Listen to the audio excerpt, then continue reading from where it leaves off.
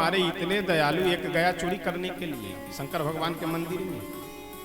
तो पुराने समय में तो इतनी व्यवस्थाएं नहीं रहती थी। जो लोग भी जो मंदिर बनाते थे तो बुद्धिमानी से, जैसे घंटे को जो है जो बजाने वाला या मंदिर में जाते हैं तो जो बजाते हैं ना घंटी, उस घंटी को लोग अधिकतर, आप जो प्राचीन मंदिर देखेंगे तो प्राचीन मंदिर में शिवलिंग के ऊपर ही घंटी को भी रखा जाता है। अब आजकल व्यवस्था होने से कहीं पर भी लोग लगा देते हैं, दरवाजे पे या बाहर में। और इसलिए शिवलिंग के ऊपर लगाते थे ताकि कोई खोल ना पाए उस घंटी को। बहुत बड़ा सा एक घंटा शिवलिंग के ऊपर ही लटकाया गया था। एक चोर रात्रि में गया, सोचा कि अगर इस घंटे को हम खोल ले तो महीनों हमें चोरी नहीं करना पड़ेगा।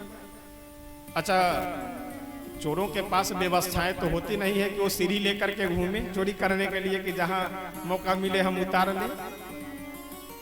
बहुत बुद्धि का प्रयोग करने के बाद भी जब वह देखा कि इस घंटे तक हम नहीं पहुंच पा रहे हैं, तो किया क्या कि शंकर भगवान के लिंग पे ही, शिवलिंग पे चढ़ गए और चढ़ करके एक हाथ से पकड़ करके दूसरे हाथ से कुछ अपना जो भी नट बोल्ट वगैरह लगाया था खोलने का प्रयास करने लगे।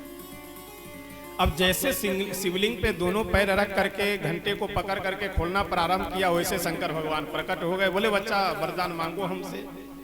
अब तो चोर एक बार घबराया कि हो सकता है वरदान के रूप में कहीं वैसे व्यंग्य में बोल रहे हो कि वर मांगो, कहीं सांप न दे दे, कहीं जला करके भोले बाबा भस्म न कर दे। चोर तुरंत नीचे उतरा और जा करके भोले बाबा के चरणों में गिर करके बोला कि प्रभु, अब ये समझ लीजिए कि जीवन की अंतिम गलती है, आज के बाद हम चोरी नहीं करेंगे, बस एक बार हमें और मौका दे दीजिए, एक बार हमें क्षमा कर दीजिए।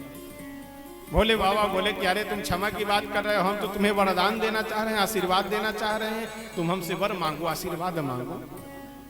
वह चोर बोला कि प्रभु, हम तो कोई बेलपत्र भी नहीं चढ़ाए, अक्षत भी नहीं चढ़ाए, न जल चढ़ाए, कुछ पुष्प वगैरह तो चढ़ाए नहीं, तो फिर आप हमें वर क्यों दे रहे हैं? शंकर भगवान बोले कि अरे, मेरे मंदिर में कोई आता है तो जल चढ़ा कर चला जाता है, कोई आता है बिल्वपत्र चढ़ा करके चला जाता है, कोई आता है तो एक आध सिक्का चढ़ा कर जाता है, कोई दूध चढ़ा करके जाता है, लेकिन धन्य हो तुम कि तुमने तो अपने आप को ही मेरे ऊपर चढ़ा दिया। अच्छा, ऐसा दयालु कोई हो सकते हैं क्या?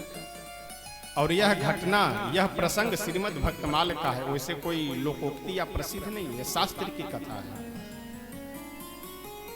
कहने का मतलब कि हमारे